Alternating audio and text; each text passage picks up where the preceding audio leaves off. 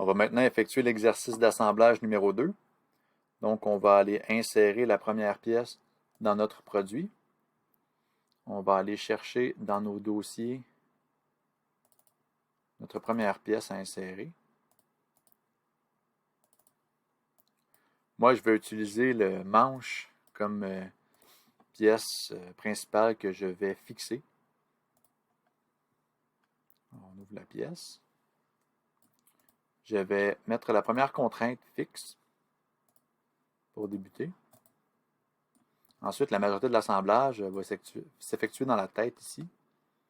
Donc, je vais insérer les prochaines pièces dans mon produit, ou plutôt mes composantes dans le produit. Couvercle, levier, roue, cliquet. Je vais ouvrir mes composants ici. Je vais les déplacer pour faciliter l'assemblage.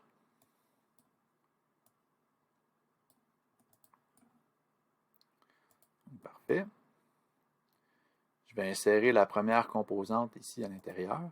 Donc, je pourrais utiliser contrainte rapide.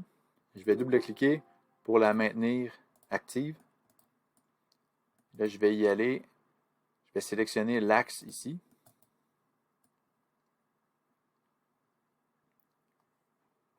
On va aller sélectionner l'axe ici. Alors, voyez-vous, l'assemblage commence. Parfait. Ensuite, si je vais aller sélectionner sur la face intérieure, je n'ai aucun accès visuel. Je vais aller chercher déplacement sous contrainte. Je vais pouvoir déplacer ma pièce selon l'axe des Y. Je vais pouvoir ensuite aller activer ma fonction, cliquer sur ma surface, cliquer sur ma deuxième surface, il va effectuer l'assemblage. On poursuit. Je vais aller choisir ici mon axe, l'axe à l'intérieur de mon manche. Encore une fois, je vais déplacer la pièce selon l'axe des Y pour pouvoir me donner accès à la surface qui m'intéresse. J'aurais pu aussi choisir une contrainte de contact ou encore là, le mode rapide. Je vais sélectionner sur ma surface à l'intérieur. Je pourrais maintenant venir mettre mon couvercle. Mon couvercle, je pourrais le positionner avec l'axe ici ou l'axe extérieur. Je vais choisir l'axe extérieur. L'axe qui est ici. Là, voyez-vous, ma pièce, là, ouais, elle est rendue à l'intérieur. Je vais la déplacer pour que ce soit plus facile visuellement.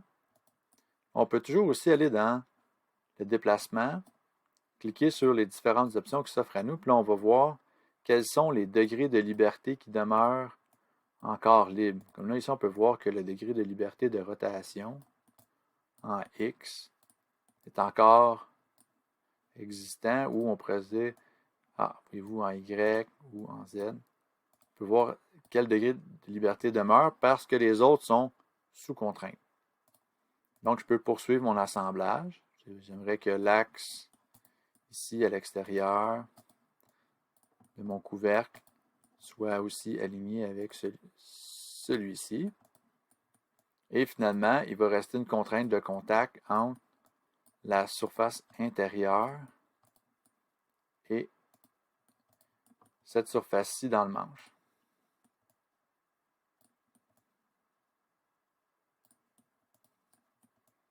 Et pour terminer, il va nous rester le petit mécanisme qui est ici, qui nous permet de sélectionner de quel côté le cliquet va être actif.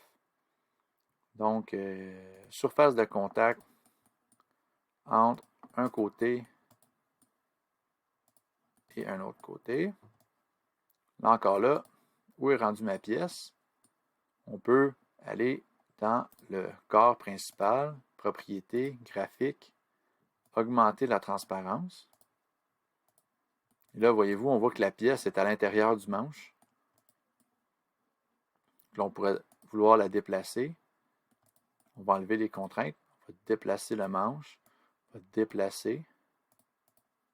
Faire une mise à jour. Voyez-vous. Ici, ça nous permet de bien voir ce qui se passe. On va enlever les contraintes, on va déplacer les pièces. On peut rajouter nos contraintes sur nos pièces pour être en mesure de terminer notre assemblage.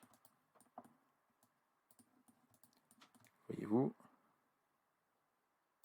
encore là, notre pièce qui est à l'intérieur, on a de la difficulté à y avoir accès, parce que chaque fois qu'on fait une mise à jour, ils vont replacer les pièces en fonction des contraintes.